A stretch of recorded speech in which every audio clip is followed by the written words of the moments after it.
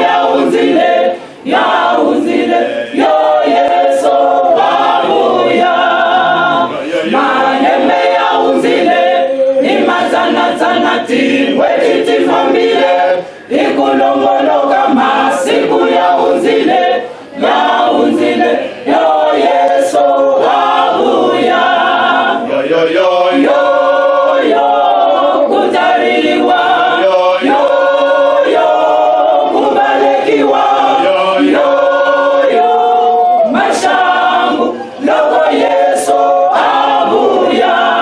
Yo yo yo yo Yo kutariliwa. Yo kubalekiwa. Yo mashangu loko Yesu abuya. Bonani ubulaosi zitarumandala ingarindala ya uswa kumetora ramati kungaritora osi. Bonani ubulaosi zitarumandala ingarindala ya uswa kumetora ramati kungaritora osi. yo yo yo Yo kutariliwa. Yo kubalekiwa. Yo mashangu loko Yesu abuya. Yo kutariliwa. Yo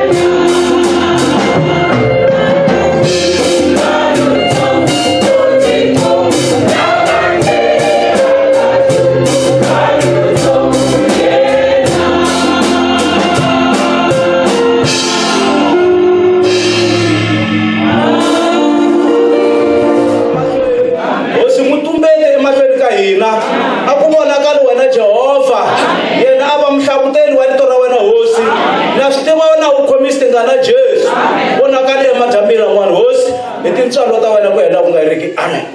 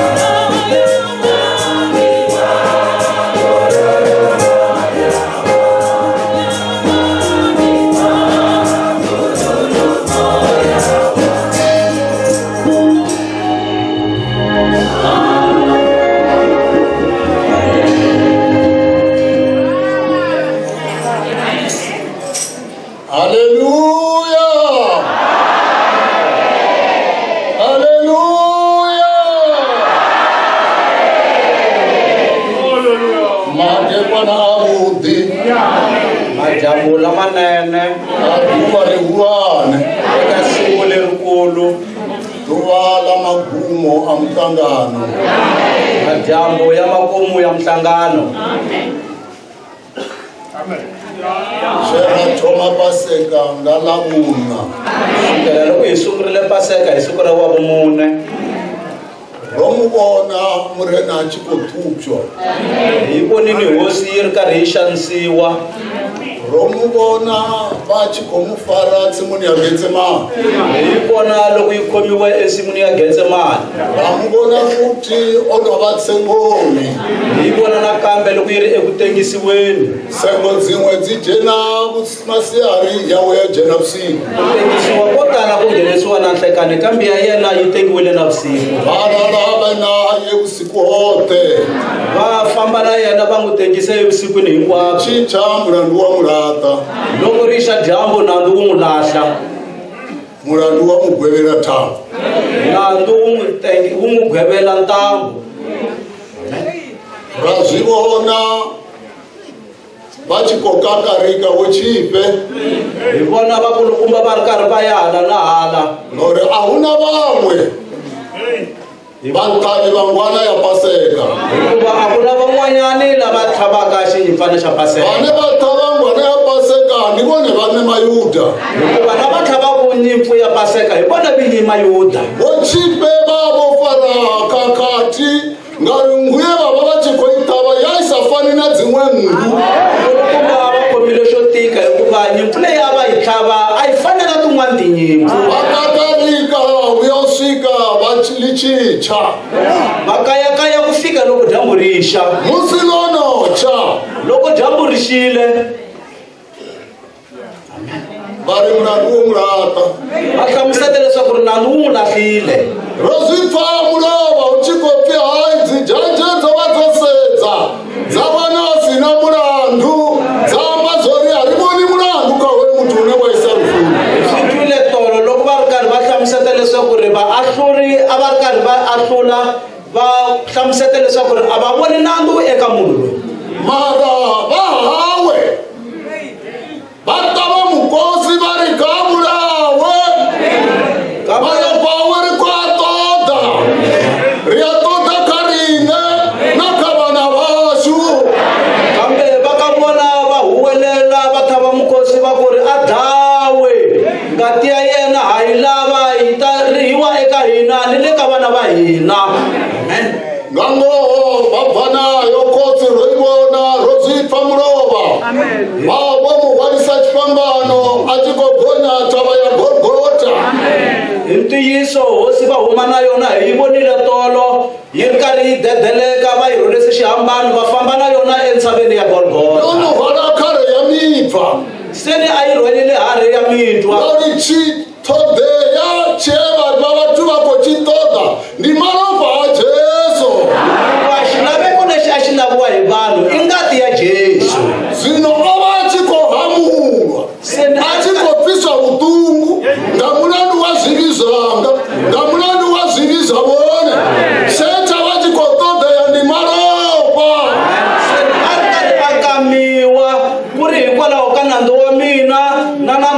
n'wina lexi a xi laveka a ku ri ngati ya Kristo. Rozivona rozipfa musiona sika chipambano vamuvamba vavamba na vamwe vovachinyi vaviri mumwe avakachaula mumwe avakachamonde yone kosi yayonohuvara ovasichasedzeya vavorwa ngamavhiri vavorwa ngamiratera vavorwa ngadzipamba mara uchikotodwa maropa. Ivonile hosi loko va famba na yona exihambanweni va fika va yi khandziyisa xihambano yi ri na vadyohi vambirhi, un'wanyana evokweni ra ximatsi un'wanyana evokweni ra xinene. Hosi yona se a yi nga ha koti nchumu, a yi karhele, a va yi xanisile swonghasi, mara mhaka yikulukumba a ku laveka ngati ya Kristo. Rozivona munova musiyona uzomelela kachande ya chipambano musiyona utava mukosi avona ramwenda wotsira petu ketwa avausajeni nga mutu uchijenwa nga chipepeti rutinga mwa aralianga jena asongolugo vasabvi ova achifera ngomu ndori ni petu ketwa.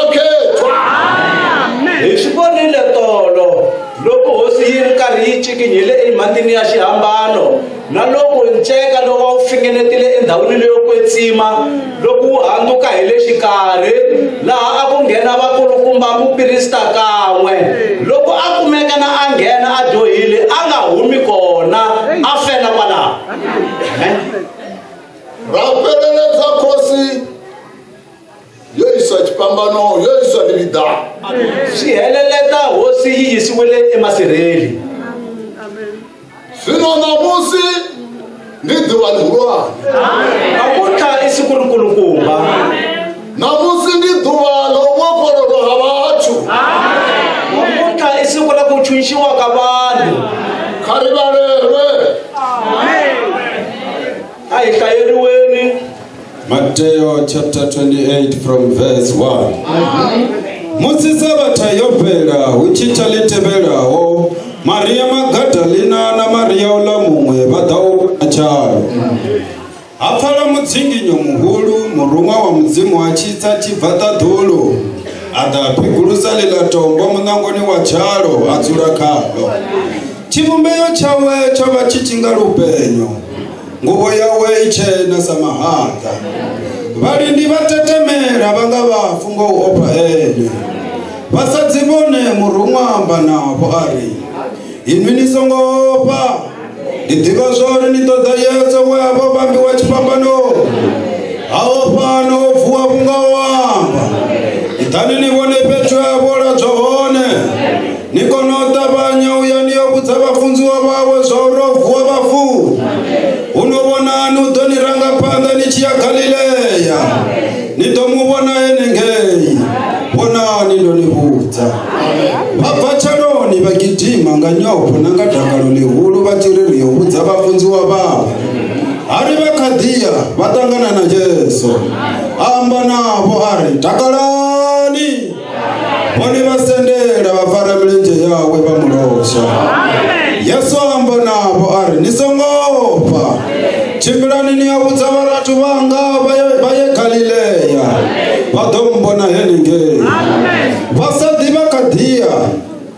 Vamwe vavala valindi vajena mudhini vavudza vochipepa hulu zvote zvevazvivona. Vochipepa hulu vakuvangana na vahulwane vavamba mano.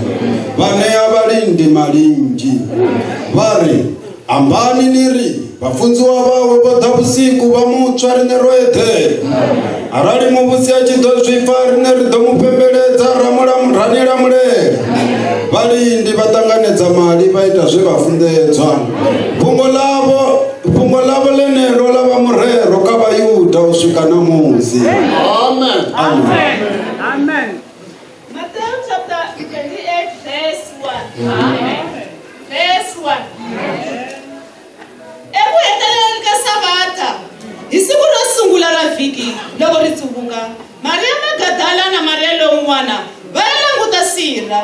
Tanihi ku tsakaseka lokukulu ka misava ku va kona hikuva ntsumi ya hosi a yi xikile hi le tilweni yi vupulisa ribye enyangweni ya sirha yi tshamisa ehenhla ka rona. Momo wa yona a wu kotisa rihati ni tinguvu ta yona a ti tiyile to basa ku kombisa gamboko. Tanihi valanguteri va rhurhumela hi ku chava va hundzuka swanga i vafi. Ntsumi yi vulavula yi ku eka vavasati, loko mi ri n'wina mi nga chaveni hikuva ndza swi tiva leswaku mi lava Yesu loyi a vambiwile a nga kona la hikuva u pfukile. Hi laha a tshameke a mi byela, tana mi ta vona byetlelo bya yena, mi ta hatlisa mi ya byela vadyondzisiwa va yena leswaku u pfukile ekufeni. Kutani mashuvo u ta mi rhangela emahlweni eGalileya, mi ta n'wi vona kona. Hi sweswo ndzi mi byerile. Verse 8. Kutani va hatlisa va huma esirheni hi ku chava ni ku tsaka lokukulu, va tsutsuma va ya byela vadyondzisiwa va yena. Va ku va haya va ya byela, va vona Yesu a va hlangaveta a ku avuxeni. Kutani a va tshinelela, va khoma milenge ya yena va n'wi khinsamela. Yesu a eka vona, mi nga chaveni. Yanani mi ya va byela vamakwerhu leswaku va ya eGalileya. Hi kona va nga ta ndzi vona. Kutani loko va fikile, valanguteri van'wana va ya emutini va ya byela vaprista lavakulu hinkwaswo leswi humeleleke. Kutani loko vaprista va hlangela taneleni vakulukumba va kanela makungu, va nyika masocha mali leyo tala vakulu. Eka vadyondzisiwa va yena va tile nivusiku va n'wi yiva hi etlele. Kutani hambi hosi yi twa mhaka yoleyo, hina hi ta yi khorwisa hi misirheleta. Valanguteri va teka mali va endla hi laha va lerisiweke ha kona. Kutani mhaka yoleyo yi twakarile exikarhi ka Vayuda ni namuntlha. Amen. Ni musi vafumakadzi vo pindutshela mavidani vo ya vona livida va fara na mishonga va tiri yo dorisa mutumbu wa Yesu mapfura. Musi va tshi khou uya, hi loko vavasati va pfukele va ya emandhwaveni va khomile na mafurha va ku hi ya tota ntsumbu wa Yesu. musi va tshi khou uya va va na milero ya zori ro li vona tombo li tshi khou piguluswa li tshi khou vala tshavha. Zwino ri ḓo piguluseliwa nga nnyi? Mara tshetsha va hone kha vhasadzi va vha na mbilu dzo konḓelela, vha ri riaya. A vho ngo timatima, vha ri riaya. Nga u sa timatima havho ha pfala mudzinginyo muhulu. Murume wa mudzimu a tshi bva ṱaḓulu magoleni a tshi ḓo pugulusa tombo uri havha vhafumakadzi vha tshi ḓa vha wane munango wa ṱama. Hi va vonile vavasati loko va famba va ye emasirheni va khomile mafurha ku ya tota ntsumbu wa Yesu. A va ri na ku kanakana leswaku ri i mani la a nga ta hi susela ribye esirheni, hikuva ribye leri a ri pfarile sirha a ri ri lerikulu swinene. Kambe va tiya timbilu va famba va ya esirheni. Loko va fika esirheni ku dziva na ku dzikinika lokukulu ka misava loko ku nga endliwa hi tintsumi leti a ti ta hi le tilweni. Murume wa tshi khou tsa a tshi khou ḓo vula munango wa uri Jesu a bve. Nga ṅwaha ro vula munango a dzula nṱha ha tombo. Upfi tshiimo tshawe tsho vha tshi tshi nga lupeni. Vhanna vhe vha vha vho linda vha gadama nga zwitiko, vha wa vha nga vhafu. Vhasadzi vhone a vha vhudza zori hai ni songo ofha, ndi a zwi ḓivha zori ni khou ṱoḓa Yesu wa Nazareta we a vha o vhambiwa.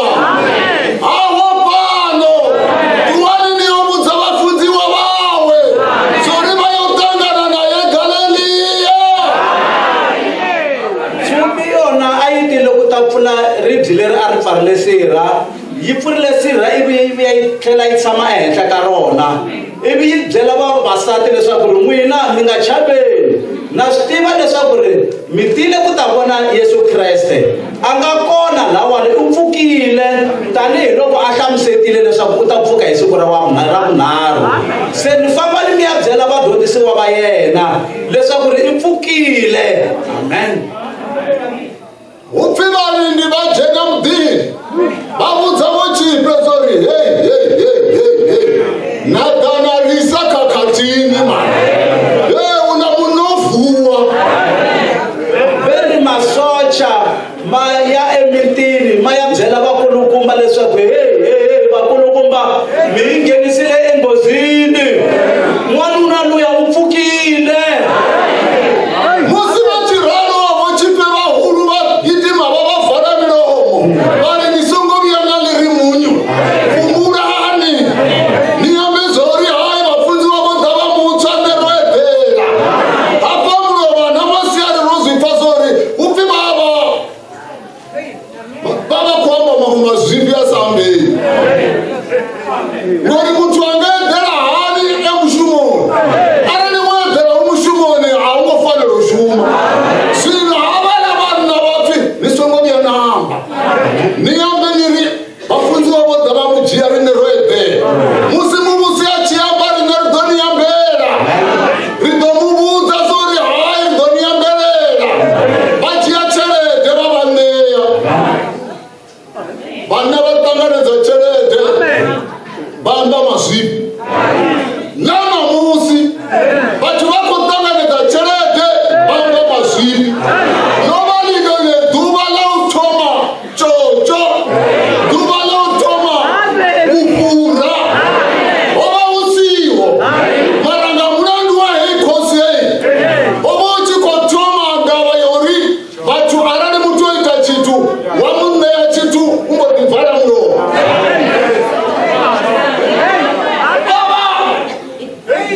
uchikotoma mazvipi nanamusiyene mazvipi hatupera vanana vasadzi vakoyanano vachizvipererana vachifarisana achisvika namukala umejistrate riyavachochera riyavaneya bedzi arikotozviyamba ari kuhamba havani havani muketo avo varengwa vana vari hei voda vamujiya mani nene varoedhera ngamunani wazoni zvikwama zvazonogara mumwe namumwe achiwekazonzosvika tichipa musadzi vari mazvipi aneyo nanamusi achoima vari muingamiri vosivanda onotorhusa ngori ndiyakare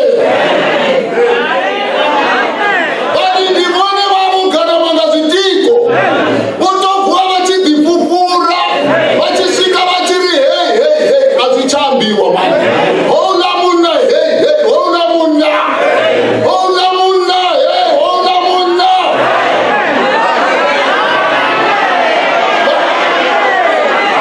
vari vaikona haindei mani rotouwa ngazvitiko hei hoti yari murupenyu mani akavange amfarere hatiri zvino vavuna vazomunjemisera ope vadhi vachivenda kunyakotavanyaripedzi. Rito ra Xikwembu ri hlamuseta leswaku ri varindi va fambile loko va fikele ka lavakulukumba va hlamuseta vakulukumba loko va va hlamuseta leswaku ri ku endleke yini le asireni leswaku ri hi vonile rihati lerikulu ivi va va hlamuseta leswaku ri mi nga vuli leswaku ri Kristo u pfukile kambe leswi mi fanelaka ku va mi hlamuseta swona vulani leswaku ri vadyondzisiwa va yena va tile va ta n'wi yiva hina hi etlele. Se loko sukisela na mixo lawani a hi karhi hi dyondzisiwa rito ra Xikwembu hi hlamusetiwa leswaku ri munhu u tlela njhani a ri entirhweni tanihi hikuva masocha lama a ma ri entirhweni hi nkarhi wolowo lowu vona va vulaka leswaku ri va hlamuseta leswaku a va etlele loko Kristo a yiviwa.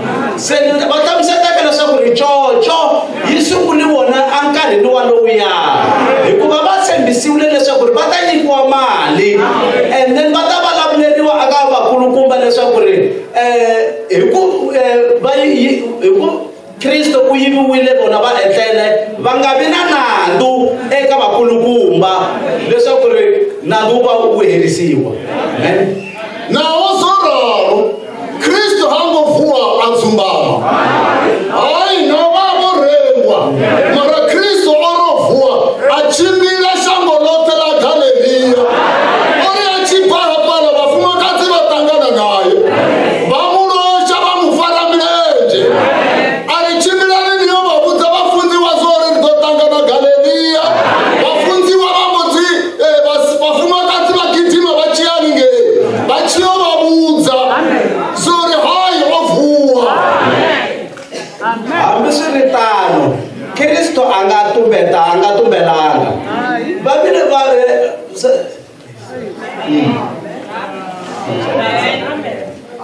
vakokhere hazvina ndava ndinwa ndikonwiwa oneka vajiye zvinozvikwambira esi vachivona rikongariya nari vafunzini hai nerotorumwa zorichimira wekunde dzavo vaone vane vandava vane vaiyamba mumwe namumwe atenda katora kana rine risokouzhamba richiitera zori myakula nedzichidza dzifare.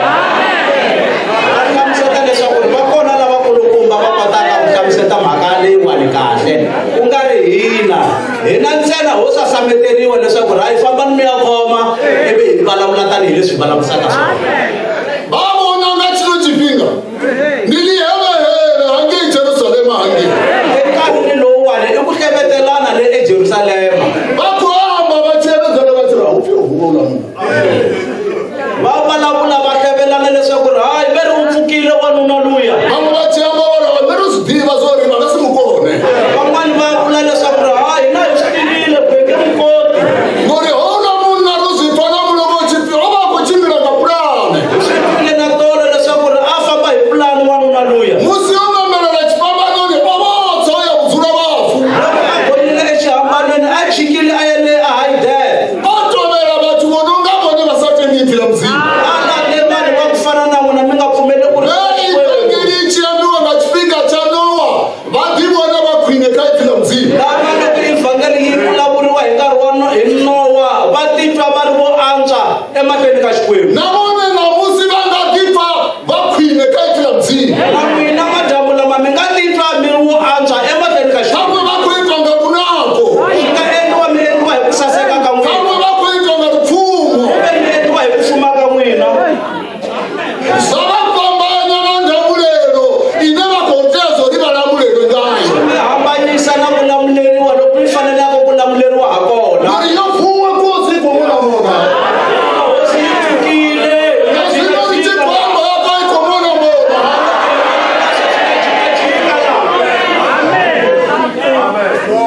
lezo ri kuramba ngorani i vone yapa Sweswi yi kona la xikarhi ka hina. ari mushumo wayo ndi ndhamulelo Wa yona i ku lamulela.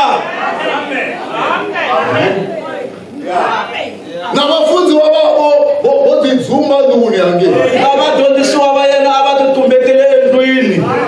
yayo no ambara mumwe muvili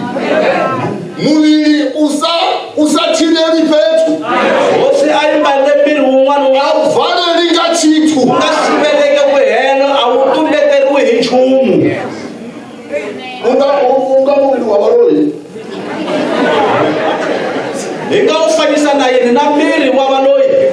a tiri valoyi va jena mutola na u fana na mavhoti A na ha swi tiva valoyi va nghena munhu a etlele mi pfarile na mavabyi. va va koringezana na jesu Va va va ri karhi va ringeta leswaku ri hi nga fana na Jesu. matina hayi jesu a si muthu ndi mzimu Hayi, Jesu a hi munhu i Xikwembu. zote leswi zwine ni ko swi vona vasangoni swo yitwa nga jesu Sweswo leswi hi swi vonaka laha misaveni swi endliwile hi Jesu. jesu swi yite ni zwini fetsi Leswi a nga swi endlangiki i swidyoho ntsena. mara hezwi zote swo yitwa nga jesu Kambe hinkwaswo leswi mi swi vonaka swi endliwile hi Jesu. zwino namusi wu khotiwa leveheve Se ni madyambu lamawani ka hlevelaniwa. vanhu va kotosedza vakulu Van'wani va langutisa va ri le kule. mumwe va lombo kitoma lwimbo chepambano chavudi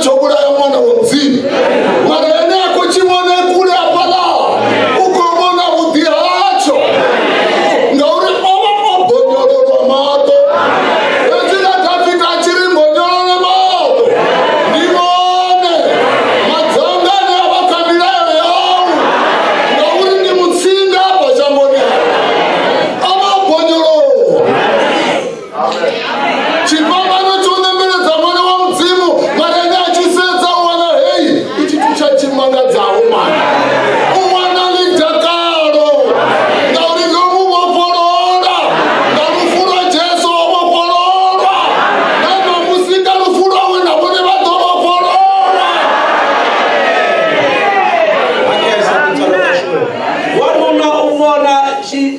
Vona xihambano xa Jesu ku ri tintswalo na n'wina eka madyambu lamawani mi nga chuchiwa hi tintswalo leti ta Jesu Kreste. Amen. Ngori arali Jesu a hone apa atiringeya chone ori hauna vaverika na vararu vativangana unga dzina langa unaenenisa vemukati havo zvino Jesu opedza mushumo hange kudzura vafu rositwa chikopia vako chencha na paradise achikoisa tadhuru haitese chikoya pasi achikotuwa na hona munya weyari unyerere utia paradisani unyerere esari na musi lidova ndinaiwange paradisoni zino narinana musi ukonyagova narinyange paradisoni naonosara rikochira maratu vari chifa ukonyagoriri wanendira youyange paradisoni arina ndava navane vahanedza Ahina mhaka na lava va kanetaka kambe Kristo I lava leswaku ri loko hi fa hi fika eparadise. Amen. zvino namusi ikomonamona apa kosi Namuntlha madyambu lamawani hosi ya jikajika la xikarhi ka hina. ikomonamona mukati ya gogolingapa Ya jikajika exikarhi ka ntshungu wo tani. ni avona hi mani ni vudze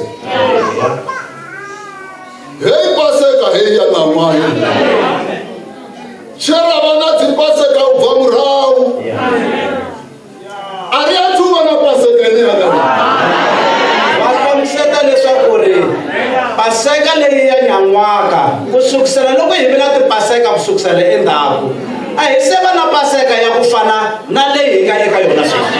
hei paseka zwithu zwiko sokoitela Eka paseka leyiwani swilo swo ti endlekela. hei paseka ndi ya murau hamusi ri chikobva kakatindele china chivungu chachikopedza vanhu mara rine rinodhivudzwa namuprofita ari hai ndideni nidodzumbiwa hangambonodzumbiwa ainaina ndiyo kuwahwa Paseka leyiwani I ya loko hi karhi hi huma eka xikhokholono lexi a xi ri kona xa COVID-19 kambe nandza wa Xikwembu va hi byele leswaku ri hayi hina hi nga vileli hina hi ta tumbetiwa hi tumbetiwa evitweni ra Xikwembu. ngamboro dzumbya I ntiyiso hi tumbetiwile evitweni ra Xikwembu. mahola raya mutanganoni Lembe leri nga hela hi yile emihlanganweni. namwaro ita paseka Nan'waka hi le ku endleni ka paseka. paseka ya hone ndi ya swimangatsi Paseka ya kona I ya swihlamariso. zori na mutangano wawa swimangatsi Nhlangano a wu ri wa swihlamariso. hei paseka vathu va hone va chijena hu jena tutu ro dzula na vachiperikwaro I zvitu mara na swivona swo ri hayi ti swimangatso heswi Paseka leyi hi nga eka yona vanhu va kona va nghena tutu hala na hala va tshamile vakulukumba na vafundhisi va hlama leswaku se ni swilo swa kona swi endlisa ku yini kambe va nghena tutu hikuva swi endliwa hi Xikwembu. swilo harali swo torhali gone va nga sala Se loko swi ri tani xaka ra mina n'wina mi nga sala xana va chikobindelwa kabili mi kha mi nandziheriwa hi yini. ngori xavo no dala mavabyi Tiko ri tele mavabyi mun'we na mun'we a cincaku u to dzunguluwa un'wana na un'wana loko a tlakuka wa rhendzeleka. swi chikoitwa nga mavabyi o dala wa maxangoni yako Karhi swi endliwa hi mavabyi lama nga tata tiko. eambiwa nga Jesu zori chipinga cha upela u dodza mavabyi ya le hasala pei Mavabyi lama nga vuriwa hi Kristo leswaku eminkarhini ya makumu ku tshungulekiki Halapi. a ma tshunguleki Hayi, dzipilisi dzodala swikwama. tiphilisi ti tatile swikhwama Dzibeke dza vafumakadzi dzinuka pilisi. na tibeke ta vamhani ti nuha tiphilisi Mara vafoli. kambe ku hava ku hola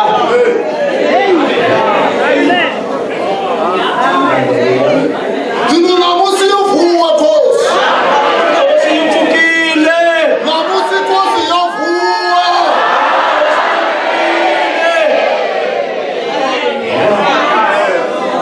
Namusi ko mona apa wone vako atiri zvino vati vakomura vanga mirenje ma. ya jikajika hosi la a ni vanhu mi dlawa hi milenge na Mirenje na mato. milenge na mahlo Swezvandiwa nga vaprofita sori chitovoni tingani cha mpero. leswi nga porofetiwa hi vaprofita leswaku swi ta va kona hi nkarhi wa makumu Zvino zori sikela rina. se sweswi se swi hi fikerile hina Mara mashudu mavuya. kateko Nori kosi yo vuwa. va hosi yi pfukile Ane adosara vamwe rarofuna xitori atana dzitonga ma. loko a nga ta sala van'wana hi fanele hi cukumeta na tinhonga Nori yo vuwa kosi. hikuva hosi yi pfukile Na vadziya vazvipi votenda na vuchipa votenda zori na vamavunwa va pfumerile na vakulukumba va pfumerile vuwa mucheni. u pfukile ku tshikeni Akakona ngai. i mani a nga n'wi kotaka Dzinyimbo apa dzatikomba dzichikori hakundwika chitu. na tinsimu ha titwa ta hlamuseta leswaku ri a nga tluriwi ha nchumu Zvino vone vakotodhinwa ngani zvakuti kusi. se n'wina i ncini lexi mi karataka mara Hechi chine chisavaradze. lexi xi endlaka leswaku mi nga vi na vurhongo Hechi chine vasokodzura tsama igorira. lexi mi tshamaka mi ri karhi mi tlokola Chingava chipiyo. ku nga va xilo xa njhani Kavadovaima itsini navo kosi. haleluya Kavaisedze itsini navo. langutisani mhaka leyi yi le kusuhani na n'wina hosi Ikotoda vone zori na varimini na. yi lava n'wina leswaku xana mi ri yini Atini yorosvika pala dzivani la Bethsaida. Una munna wa 38 years. Wehavachi kokunguruwene pala. Odiwa nga stroke. Achisvika Jesu ri he uyafuna kupora na. Uri hoi ndiyafuna kupora. Mara ndikunda mutu ane anyisa madhini. Lezo madhi achikotopedza useriwa. a ni ri hosi yi teri loko yi fika exitobye xa betsaida ku ri na wanuna lowu a ri na 38 years a ri karhi a vabya loko hosi yi fika yi vutisa leswaku ri he wanuna wa swi lava ku hola xana